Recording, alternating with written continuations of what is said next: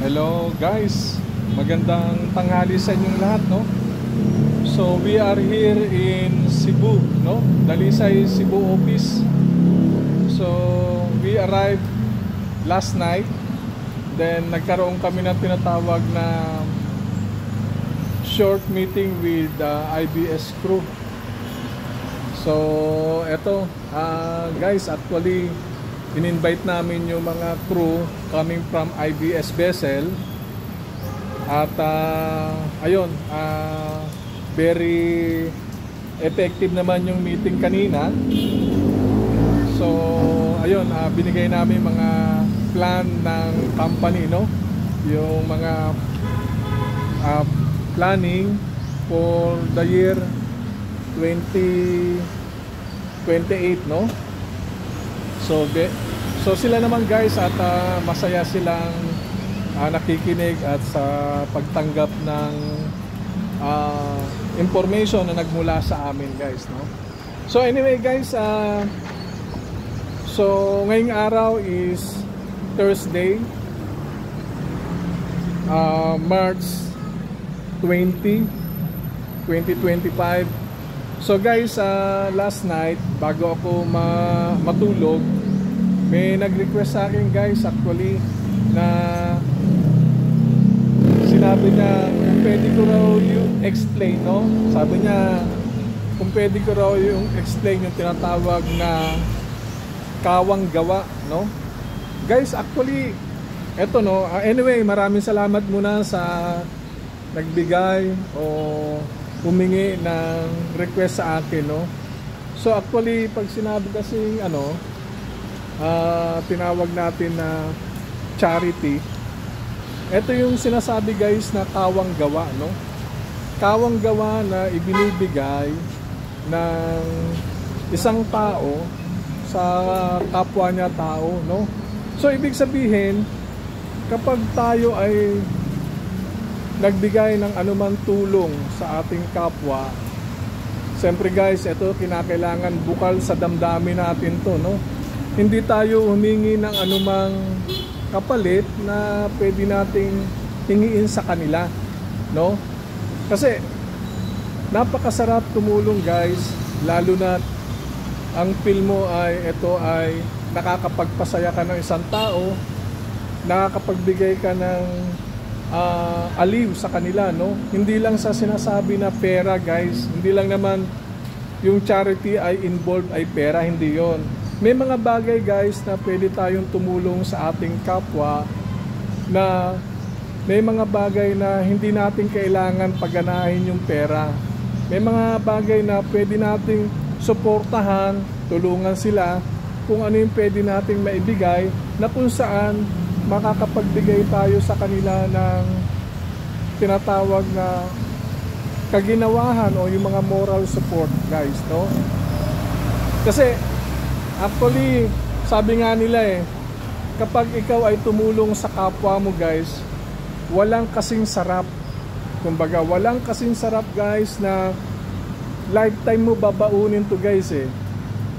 Yung taong tinulungan mo guys, kahit hindi mo na siya kilala, definitely guys, masasalubong mo yan. Magugulat ka na lang yan na meron ng tao o may taong magpapasalamat sa iyo guys. So masusurprise ka sasabihin sa'yo, sir, ako yung tinulungan mo before, maraming salamat at eto na ako ngayon. So meaning to say, hindi mo sukat akalain na yung mga ibang natulungan mo na andyan, kumbaga kinikilala ka, no? Guys, kinikilala ka na ikaw yung mismo ang naging dahilan para maabot nila yung tinatawag na katanyagan o yung sinasabi nila na kaginawahan sa buhay. So hindi naman lahat ng tinulungan natin guys ay umaabot sa ganung punto. Actually, katulad ng binanggit ko sa inyo guys, walang kasing sarap na tumulong sa kapwa, no? Lalo na ito ay sa magagandang pamamaraan guys, sa magagandang pamamaraan. So nagbigay ka ng sigla sa kanila, hindi lang sa kanila kundi ganun din sa kanilang mga mahal sa buhay, mga pamilya. Okay? Kasi nga napakalungkot isipin guys, may mga ibang tumutulong pero merong tinatawag na naghihintay ng kapalit, no? Parang ang hirap, no? Kumbaga kapag tinulungan ka at hindi ka lumingon sa pinanggalingan mo, marami ka nang maririnig talaga. So actually, doon naman guys sa mga natulungan, no? Natulungan kahit small or big things na ikaw ay natulungan. So meaning to say, naging part yung isang tao sa buhay mo na nakamit mo yung isang bagay na nagtagumpay ka at nabago yung buhay mo. Guys, dapat ang suggest ko lang sa'yo o sa atin, no, dun sa mga iba na umani o tumanggap ng tulong sa iba, dapat huwag kayong makakalimot. Huwag kayong makakalimot.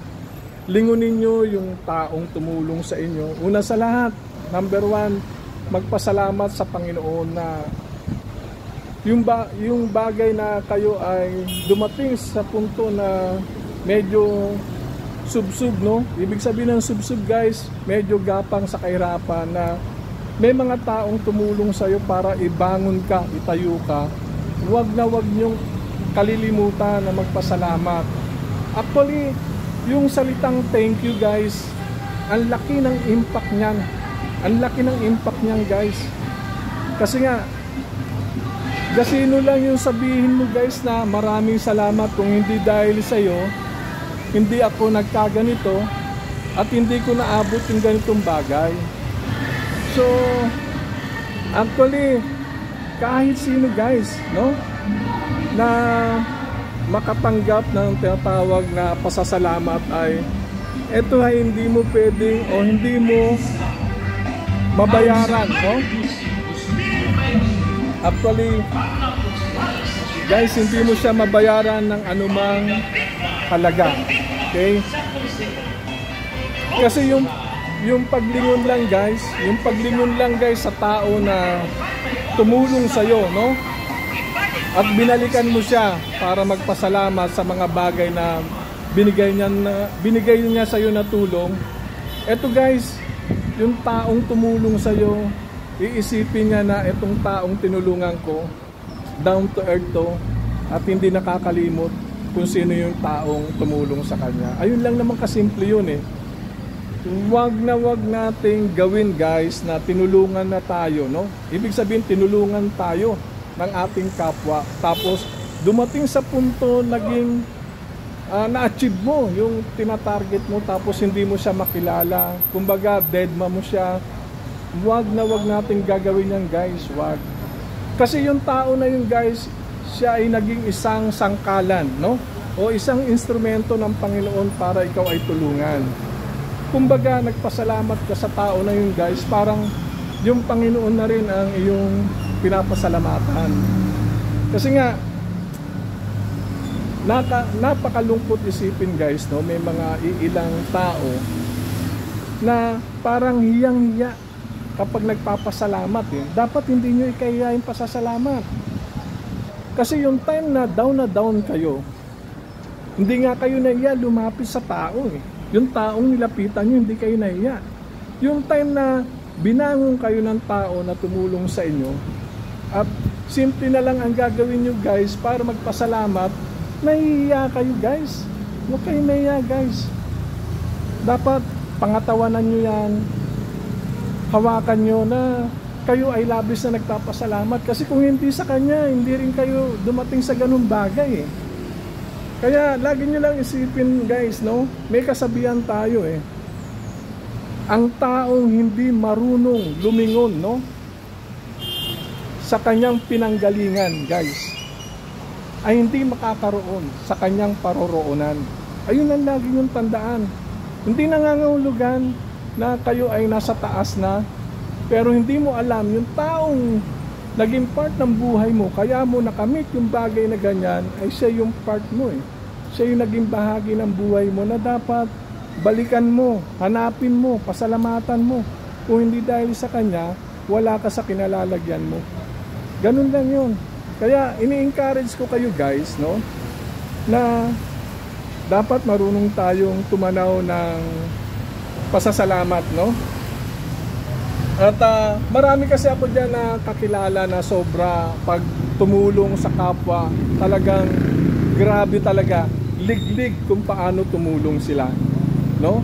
At hindi sila umaasa o naghihintay ng anumang kapalit, basta tumulong sila sa kapwa, nagpasaya sila ng tao, so masaya na sila guys, kasi ayun naman yung motive nila sa buhay Kasi kumbaga kapag nagpasaya ka ng tao, kumbaga kung ano yung mga connection ng tao na yan, pamilya niya, anak niya, hindi lang siya pati pamilya niya, anak niya, kamag-anakan niya na umaasa sa kanya, pinasaya mo, damay-damay yan, domino effect yan, naging masaya siya dahil sa tulong mo guys. Kaya huwag natin ipagkait yung anumang tulong na pwede naman natin ibigay, no? Yung tinatawag natin na charity, yung kawang gawa, no? Yung kawang gawa lang na pwede naman gawin na hindi naman ikakawalan ng ano mo pagkatao mo, no? Kumbaga ito nga yung magbabangon sa'yo kasi makikilala ka na ikaw yung naging part ng buhay nila guys. Kaya anyway, salamat talaga guys, no? Na nagpapasalamat ako sa mga tao talaga patuloy na tumutulong doon sa mga kababayan natin na nangangailangan ng tulong. At ayun yung mission nila guys Actually, at the end of the day guys, yung mga taong tumutulong na yan, may magandang blessing na ibibigay sa inyo. Kaya sinasaluduhan ko kayo dahil nga sa ganyang sitwasyon na ginagawa nyo. At naniniwala ako sa inyo guys na darating ang time, yung mga blessings na ibinibigay ng Panginoon ay talagang grabe. Kumbaga, ito ay continuous nagsashower sa inyo. Kasi nga sa ginagawa nyo, no? Dahil sa mga natulungan nyo, no? Lalo na yung mga taong natulungan ninyo ay talagang sobra-sobra ang tuwa at sobra-sobra ang pasasalamat dahil nga sa inyo. So, sana guys, kayo ay pagpalain, no? Pagpalain kayo ng poong may kapal na sana maging maayos lahat ang takbo ng buhay ninyo guys. So, ayun lang guys, at napakasarap, no? Napakasarap na isipin at gunitain yung mga bagay na mga naitulong o sinasabi natin yung mga kawang gawa na ibinibigay natin sa ating kapwa, no? Kaya guys, anyway, sana itong short vlog na to ay magbigay sa inyo ng magandang aral, no? At kapulutan ninyo, no? Kapulutan nyo ng magandang aral. At umaasa ako dun sa mga followers natin, although etong short vlog ay talagang nagbibigay tayo ng update saan man tayong dako ng mundo na pwede tayo magbigay ng short update, binibigay natin yung guys. So anyway guys, no? So ang pick up time namin ngayon is around 3:30. Then from Mactan, Cebu, flight kami bound to Davao. So Davao, arriving kami tonight. Then the following day, which is Friday, March 21, magkakaroon kami ng short meeting with IBS crew, no? Same same topics din ang i-discuss namin guys sa kanila. So anyway, so bibigyan ko pa rin kayo ng short vlog once we arrive sa Davao, just to give you an update. So guys, anyway, shout out na lang ako dyan sa mga kaibigan natin dyan, mga onboard crew natin, Captain Binjola, sa lahat, kay Captain Cabrigas na on vacation, sila Captain Flores, Opiano, Captain Alberto Rolloraso, na mga ex-crew natin na talagang tanyag na rin, at saka yung tumulong din sa akin na hindi ko talaga makakalimutan kahit anong mangyari, si Chief Engineer Bete. Chief, salamat, no? Kung hindi dahil sa'yo, siguro hindi ako nagbablog ngayon, hindi ako nagbibigay ng short vlog, at wala ako ngayon dito sa Cebu, Davao, Iloilo. So sa'yo lahat to, Chief, pinapasalamatan kita sa mga naitulong mo, at hindi lang sa akin, sa mga tao pang natulungan mo. Sana, Chief, dire-diretso ang pagtulong mo. So ganun din si Paring Binjola, pre, pareho lang kayo ni Chief Engineer Bete. Talagang yung pagtulong nyo is widely open sa lahat. Sana dire-diretso yan, kasi kayo ang magandang salamin ng ating mga kasamahan, no? Anyway, shout out din ako sa Team Dalisay, no? At kamusta dyan?